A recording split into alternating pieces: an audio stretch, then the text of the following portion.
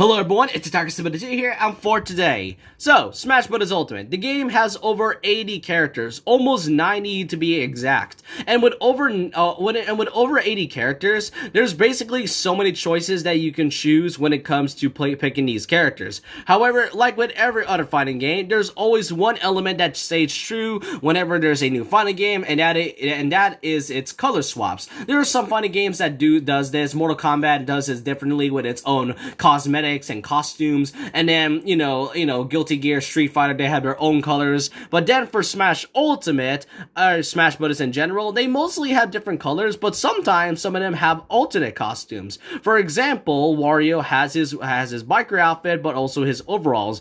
Pikachu pretty much has a bunch of hats and all, and there's just a lot I had to say about it. But for this video, I actually made myself a tier list on every alternate costume for Smash Bros. Ultimate, as I'm going to be ranking every single one of them that are shown in this video right now. Now, before we get started, I actually want to lay about a couple rules. One, obviously these are my opinions, and two, what do I really count as like an alternate costume? For me personally, I have to just say this right now, when it comes to alternate costumes, it really has to be like an actual alternate costume, and not referencing anything. Like, for example, even though Luigi has Fire Luigi, it's not necessarily an alternate costume, rather than just a outfit swap for the character that references Fire Luigi. And then for Meta Knight, even though he has two alternates that based off from both Galacta Knight and Dark Meta Knight, it doesn't change the entire thing except for the mask, and that's about it. So sadly, I will not be including any of the Darklings, Fire Luigi, or just any characters that I'm going to be mentioning that will be referenced in its said character. I want to be ranking just all purely alternate costumes, like a real different character, and that's about it. So with that, let's not waste time. Well, let's get started with the tier list right here. So here's the tier list, and I'm not gonna go in any particular order. I just kind of want to go by them one by one. First off, let's start out with the main man himself. We got Mario. He has two outfits. We got Builder Mario from Mario Maker and Wedding Mario from Mario Odyssey. Now, as much as I love these two outfits, both of them may cost one costume to get rid of Mario, and that was the fact that they got rid of Fire Mario, which, yeah, it is a little disappointing, but that does not affect any sort of ranking of how I will base it off. So, for Builder Mario, I love Mario Maker, and I like how it's now referenced here, so I'm gonna put it right here. And for Wedding Mario, now, I'm not gonna be biased when I say that I do play Odyssey, so I'm just gonna put it in like B tier. I mostly like playing Builder Mario because it's Builder Mario. Who doesn't like Builder Mario? Next up, I guess who else? Yes, Crafted Yoshi, automatic D tier. Reason being is that even though it's supposed to like promote Yoshi's Crafted World, the problem about it is that it doesn't feel like an alternate costume. It just feels like a different shade of green, and plus they just got rid of Black Yoshi for this. I kind of wish they kept Black Yoshi and not to promote, like, I get it. It's supposed to promote Crafted World, but we got this alternate costume, but at what cost? Yeah, that's why it's in D tier at the moment. Next up is Bayonetta. This is her Bayonetta 1 design. I thought it's okay. I prefer just playing the second one, as I do like the design of it, and plus blue is by far one of my favorite colors in there. What else is there? Who else? Alright, let's go with the heroes. There are 4 different heroes. We got the hero from 8, 3, 4, and 8, and 11. So let's start off with the first one being the Luminary, or 11. I'm not gonna lie, despite me playing Dragon Quest 11, I just thought that this character is kind of basic just from it. Yeah, I know, some people play it. To me, I find the character of 11 just boring in general in terms of design, and that's about it. What about Erdrick? I'm not gonna lie, this was the Dragon Quest character that I see the most, and sadly for Solo here, Solo from Dragon Quest 3 only gets at around a C. I just thought that he's kind of the weakest color or alternate character like out of all of them. And as for the hero, I guess I'll put him right next to Erdrick. I do like the character design, and this was the first hero that I saw, and plus he does have that little mouse he has, Munchie, I think, Munchkins. I never played Dragon Quest 8 sadly, so, but yeah, I do find 3 and 8 my most favorite out of all of them. Hero from 11 is okay, and 4 is by far the weakest one yet. Next up, we got Link. I would actually put Link in B tier. As much as I love the, the green tunic, I'm not really a huge fan of the Hero of the Wild one, but I am at least glad that they still kept the green tunic, because ever since they brought in Breath of the Wild Link, when they first announced Smash Ultimate back in 2018, I was kind of a little worried that they may not, return green tunic Link, since that was his most iconic look before Breath of the Wild came, but I'm at least glad they got it back, even though it's not the one we are used to. Who else? Alright, Isabelle. Yeah, you forgot Isabelle had an alternate costume? Yeah, it's her winter design. I prefer this more than the regular summer design. I just like the jacket she's wearing.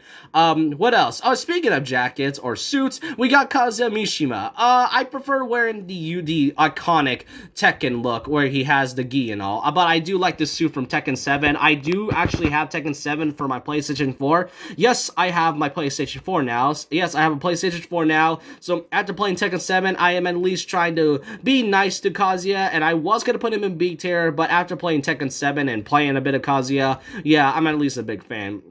Who else? Alright, we got two types of Robs. Here we got both. This is the only character that references the different kinds of consoles. For example, the Famicom is the red Rob, and the gray one is supposed to be representing the NES. I'm not gonna lie, I'm just gonna put him in C tier, and then for the Famicom one, I do like the color and the shading of tinted yellow better, so B tier. Who else? I mean, I realize there's no S tier yet, but who else do I? Oh yeah, Meta Ridley. Okay. Meta Ridley, I really love this Ridley design. It's because it really feels like an actual alternate costume, and I really just like how, this is like a real character. It really makes you think how much effort they put into Meta Ridley. Who else we got?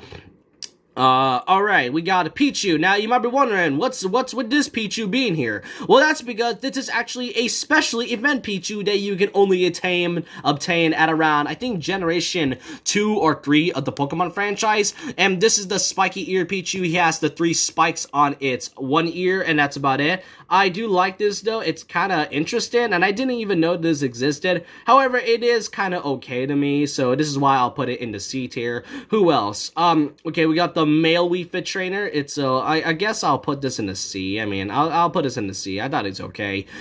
Just from the design as well. Oh yeah, we got shirtless Shulk, or as the game of Xenoblade Chronicles 1 set calls it, Ekru type or something. Yeah, automatically S, because why not? And then who else? Okay, we got a bunch of the Koopalings. We got the 7 Koopalings from Larry, Lemmy, and you get my point. For Larry, I thought Larry's okay. He's kind of big. Actually, no, yeah, Larry's C to me. I thought he's just the most basic Koopaling. Roy, I do love them shades, and I do like Roy a bit.